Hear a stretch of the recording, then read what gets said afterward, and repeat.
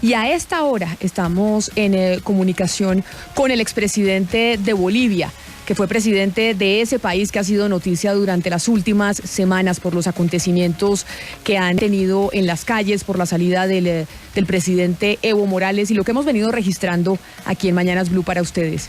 Quien está con nosotros es Carlos Mesa, quien fue líder de la coalición política Comunidad Ciudadana y el mayor contradictor del presidente Evo Morales, que hoy se encuentra en México. Y el señor Carlos Mesa nos atiende desde La Paz, en Bolivia. Señor Mesa, bienvenido a Mañanas Blue y mil gracias por acompañarnos hasta ahora. No, un gusto para mí. Señor Mesa, lo primero que quisiéramos saber es cuál es el estatus político en este momento en Bolivia. ¿Y por qué se lo pregunto? Se lo pregunto porque ya la señora Yanine Áñez fue reconocida por Rusia, por ejemplo, y otros presidentes del mundo como la presidenta de Bolivia, como la presidenta de su país. Pero lo que vemos en las noticias y los reportes que nos dan los corresponsales es que constantemente y todavía hay protestas en Bolivia de seguidores del presidente Evo Morales. A mí me parece que queda claro que la presidenta constitucional interina de Bolivia es la señora Yanine Áñez, a partir del proceso de sucesión constitucional que ha sido reconocido por el Tribunal Constitucional a través de una declaración que hizo hace 2 días, lo que permitió la posesión de la presidenta. Es obvio, y no debe sorprender a nadie, que dado que el señor Morales ha tenido un respaldo importante de votación y que tiene un importante respaldo en determinados sectores de la sociedad boliviana, haya grupos que estén en contra de esa posesión o pretendan no reconocerla. Pero eso no puede contradecir el hecho objetivo de que es una presidenta legal, constitucional y progresivamente reconocida por países muy importantes del mundo. Pero, expresidente Mesa, déjeme contrapreguntarle en ese sentido, y es que y hablarle precisamente sobre los seguidores del expresidente Evo Morales, porque pues si bien es cierto que la OEA en su momento anunció que hubo situaciones irregulares en la elección presidencial, en la última que ustedes tuvieron, pues igual hay muchos seguidores del presidente Evo Morales que todavía están en las calles. ¿Qué le pueden decir ustedes a esas personas que votaron por él y que a pesar de las irregularidades pues fueron significativos en las urnas en Bolivia? Primero, permítame una precisión, no una precisión a su pregunta que es impecable, sino al contexto. La precisión es: yo, Carlos Mesa y Comunidad Ciudadana fuimos víctimas del más descarado fraude que se haya hecho en la historia democrática de Bolivia y tuvimos que sufrirlo y aceptar que en un contexto tan difícil como el que vive el país, en vez de lo que hace cualquier candidato que sufre un robo de esa naturaleza, que es un reclamo constitucional y una serie de manifestaciones de sus votantes para forzar a la realización de la segunda vuelta, me comporté con la mayor serenidad y con el mayor sentido de responsabilidad del bien mayor, que era la democracia boliviana, y no hacer cuestión de Estado de la reivindicación de ese fraude monumental, reconocido por la OEA y ejecutado por Evo Morales, no porque lo diga yo, sino porque lo expresó el informe y particularmente Luis Almagro. Dicho lo cual, yo creo que los seguidores del MAS tienen que entender que tienen todo el derecho del mundo de respaldar al señor Morales, tienen todo el derecho del mundo de creer que esa es la mejor opción política para ellos y en consecuencia esa acción tiene que transformarse en un voto popular. Ojalá que el MAS pudiera construir una candidatura, creo que es el gran error del MAS, haber convertido a Evo Morales en un líder mesiánico, intransferible y caudillo, pero esa es otra historia. Creo que tenemos que lograr una solución negociada y una solución pacífica. Los militantes del MAS tienen que entender que es el voto que se va a producir en los próximos meses, espero que lo antes posible, el camino mediante el cual ellos pueden expresar su respaldo, ojalá no al señor Morales en particular, sino a su proyecto político, a ver si algo queda de él. Recordemos que a esta hora nos comunicamos con Carlos Mesa, expresidente de Bolivia en el 2003 y mayor contradictor político de Evo Morales. Señor Mesa, como ex candidato presidencial, en el momento en el que usted anunció que no iba a reconocer los resultados de esa elección del 20 de octubre en las que aparentemente usted sacó 36%, séanos franco, ¿lo hacía buscando una nueva contienda electoral o lo que usted perseguía era la renuncia de Evo Morales?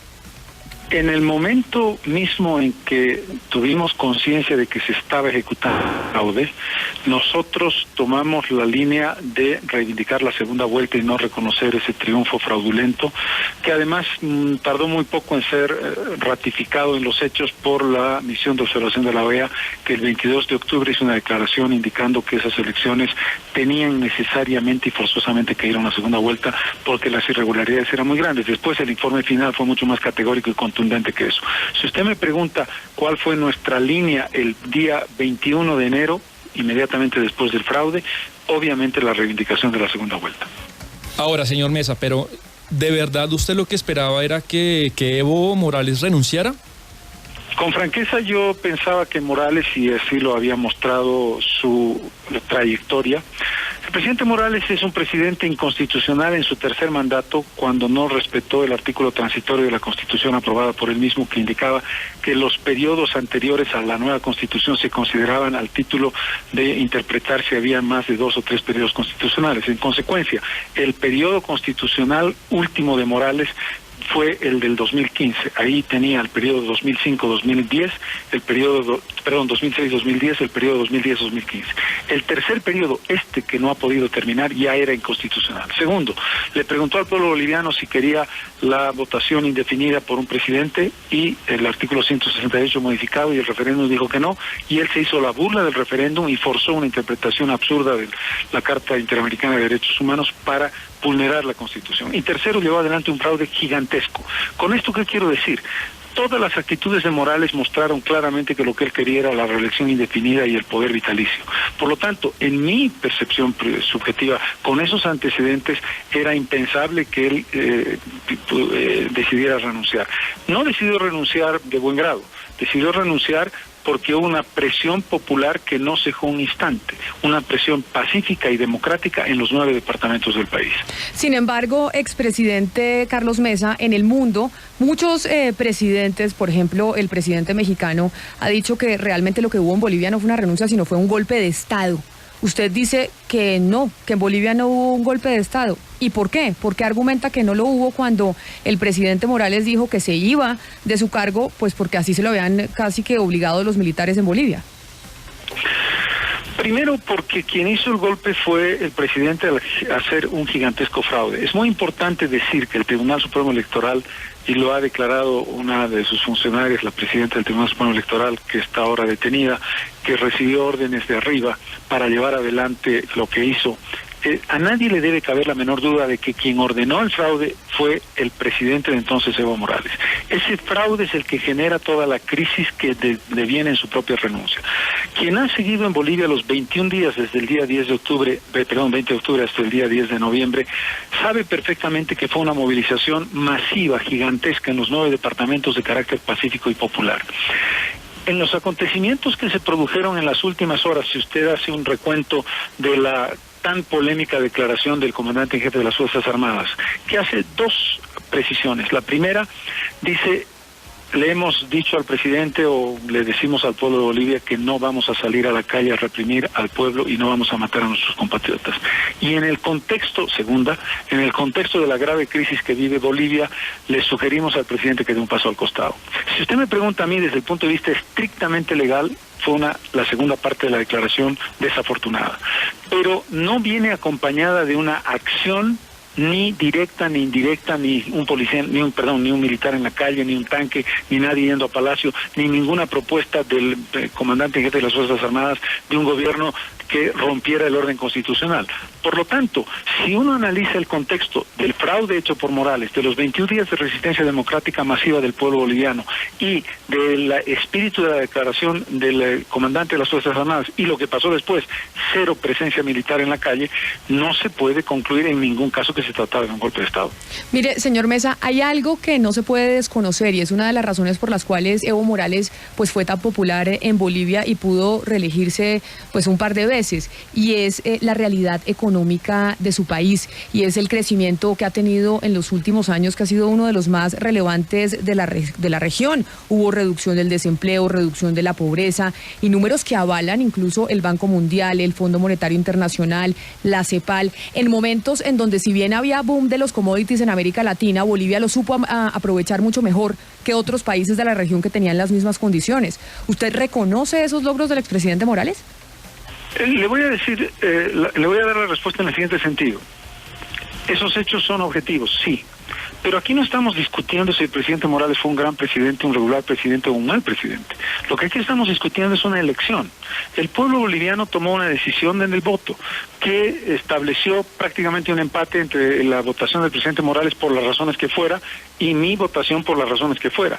Por lo tanto, el debate sobre lo bueno, malo o regular que fuera Morales no es relevante a la hora de juzgar la salida de Morales y las características de su salida y la vulneración sistemática del presidente de la Constitución Política del Estado, que nada tiene que ver con sus méritos de incorporación, de lucha contra el racismo, con lucha contra la pobreza, manejo macroeconómico. Esos son elementos ajenos, no porque yo no los reconozca, sino porque nos confunden en la discusión. Aquí la discusión no es si fue bueno o malo, es cómo y por qué se produjeron los acontecimientos provocados por una vulneración de la Constitución hecha por el presidente. Señor Mesa, la presidenta Áñez tiene, entiendo, 90 días para convocar elecciones. Si convoca elecciones, ¿usted se va a volver a presentar como candidato? No quiero decir ni sí ni no en un sentido de que estoy escapando a la pregunta. Por supuesto que Comunidad Ciudadana se va a presentar al proceso electoral, y en la medida en que yo he tenido una votación de 2,5 millones de votos, me debo a esos votantes sin ninguna duda. Pero creo que este es un momento muy importante en el que no hay que distraer las cosas. Yo espero que el gobierno, por supuesto, convoque inmediatamente elecciones y lo haga en un plazo muy breve. Lo que tenemos que trabajar como ciudadanos, y yo como expresidente ciudadano y excandidato, es contribuir a que se logre la pacificación del país, a que se establezca una línea de seguridad en el mediano y largo plazo, y a partir de allí empezaremos a hablar en detalle del proceso electoral. Expresidente de Bolivia, Carlos Mesa, esta pregunta que le voy a hacer precisamente se la quiero hacer como en su condición de expresidente, como observador de América Latina, porque estamos viendo lo que está pasando en la región. Pues lo vimos empezar en Ecuador, vimos lo que está sucediendo en Bolivia, vemos lo que está pasando en Chile, la elección de Cristina Fernández en Argentina, lo que puede llegar a suceder en Brasil. Es decir, vemos la región cambiando, pero también con mucha gente en las calles. Yo quisiera preguntarle cuáles son las perspectivas suyas de lo que va a pasar en los próximos meses y años en América Latina. Dos consideraciones. La primera, vinculada a algo que me parece fundamental. Lo más importante en América Latina en términos de su institucionalidad es que se respete el mecanismo democrático del voto popular. Uno podrá estar más o menos de acuerdo con el señor Bolsonaro, más o menos de acuerdo con el señor Duque, más o menos de acuerdo con el señor Piñera, pero los tres, y estoy poniendo un ejemplo específico, han llegado a las urnas legítimamente a través de elecciones transparentes. En consecuencia, no debe preocuparnos en que en Argentina haya ganado el señor Fernández. Si la ha ganado la elección legítimamente, el pueblo argentino eligió ese camino, y bien por ellos. Ellos sabrán cómo llevan adelante el proceso político de futuro. Esto es muy importante. A mí me parece que uno de los grandes dramas de América Latina en los últimos años es, nos preocupa que haya una línea de izquierda, una línea de centro, una línea de derecho. No, nos debería preocupar lo que pasa en Venezuela, una dictadura, independientemente si es de derecha, de izquierda o de centro. El segundo punto, dicho esto, creo que efectivamente estamos atravesando una crisis compleja de la democracia, una crisis compleja de la relación del Estado y la sociedad. Creo que es muy importante preguntarnos qué mecanismos están fallando para que se generen problemas como el de Ecuador. El que vivimos en Bolivia tiene que ver con un fraude muy concreto, creo que es una situación distinta, pero también tiene una connotación ideológica, o la crisis de Chile. Y debo decirle que el gran desafío para la democracia occidental, y América Latina es parte, por muy debatible que sea, de Occidente, que tiene que dar respuestas de transformación. Los jóvenes, las redes sociales, la nueva visión sobre lo que es la participación democrática, probablemente están rebasando los límites, no de las ideas básicas del republicanismo liberal, que es vital en América Latina, sino de la construcción constitucional como tal. Y creo que esa es una respuesta muy importante que los sistemas de partidos políticos también en crisis deben darle a América Latina. Pues expresidente de Bolivia, Carlos Mesa, líder de la coalición política Comunidad Ciudadana, y pues el mayor contradictor del presidente Evo Morales. Mil gracias por esta primera entrevista para la radio en Colombia. Un placer haber hablado con usted y pues para poder entender un poco más lo que está pasando en su país. Feliz resto de día. No, por favor, el agradecido soy yo. Muchísimas gracias.